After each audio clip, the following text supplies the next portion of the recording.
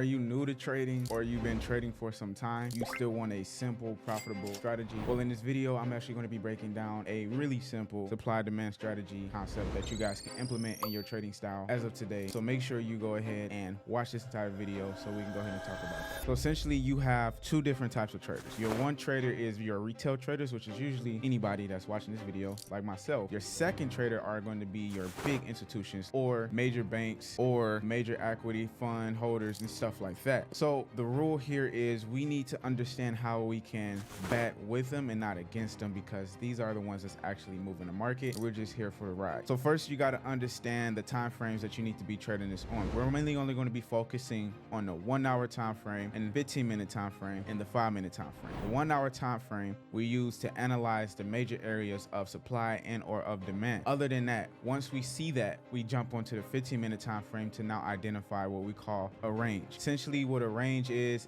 just the A point and the B point, which is the A point is the top point, the B point is the bottom point. After we establish that range, we then now head to that 5-minute time frame to scale in to look for our entries. So I'm gonna show you pretty much all examples of all of this here in this video so you guys can understand completely what it is that you need to be doing. All right, so as you guys see here, we have a chart shown here of our supply level and our demand level. Basically, when we're looking at supply, market has way more supply than it does demand. So if we take a scenario of this SIM card here and we notice that we have over 1,000 SIM cards, but we only really have 2 people interested. So essentially we need to find a way to get more people involved. Either this can mean that the price of this SIM card is just too much, so we just have to decrease the price. And essentially if we do from $1,000 for a SIM card to now $10 for a SIM card, the demand should now balance out to make this almost even. So essentially what this looks like in the market is price will drop because price is too expensive and we need more people to be interactive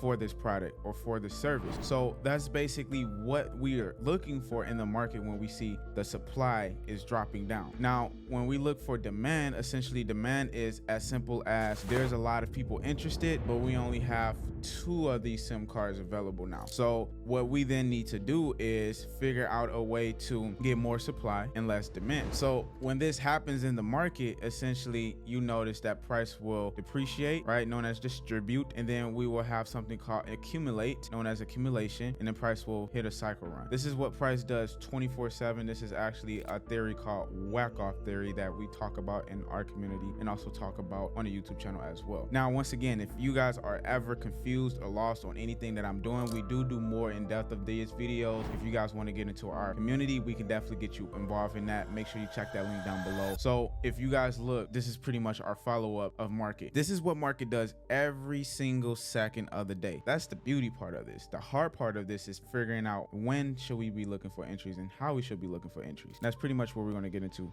right now. So this is what a complex market condition looks like. We see that we have supply and we see that we have the consolidation that created the supply chain, and then we also see we have a lot of demand, which is known once again as accumulation. It's accumulating more, and then this is distributing less. So we need to understand this whole cycle, this whole phase of how we can catch these plays. So if you guys notice, this is the play, and let's say all of this in the left side does not exist, but only thing that exists right now is literally this part right here. So now we understand that there's demand, we understand that there's supply chain. So let's just picture this is a overall uptrend, and essentially this level right here was already a big area of demand. So essentially what we want to see is market creating what we call a range. Now a range is essentially what we call the A point and the B point. So the range is our most recent data that we want to pull from to figure out how far down market could head to and how far up it can go. So essentially what we need to understand is within this range, is there demand? And yes, there is. As you see, their demand is still currently inside this range, which is now we can remove this box and you see right here the demand had formed essentially inside our demand zone. Now the reason why I'm talking about ranges and reason why ranges are so important is because you need to understand that you need data to understand where market could head to next. So if we look here and we sit here and say anything below the 50% mark of this range, which if you don't know how to do, all you do is draw your Fibonacci from beginning of the range to the end of the range. Anything below this blue mark, which is my equilibrium 50% mark, I'm looking for market to depreciate. The reason why we look for that balance in between this range range is because this validates that this is an accurate demand level. If you guys are looking for any demand levels and you're unsure of what demand level to focus on, look for any demand level under the 50, because that is the valid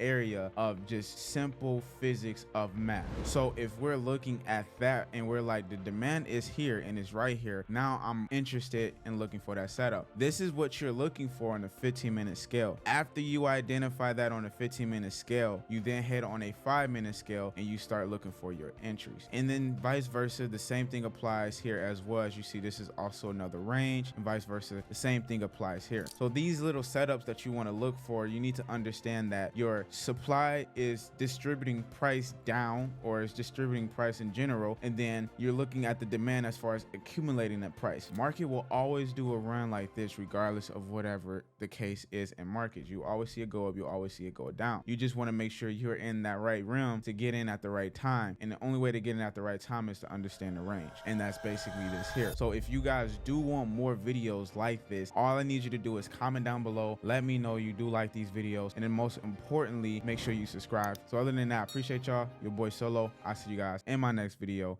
Peace.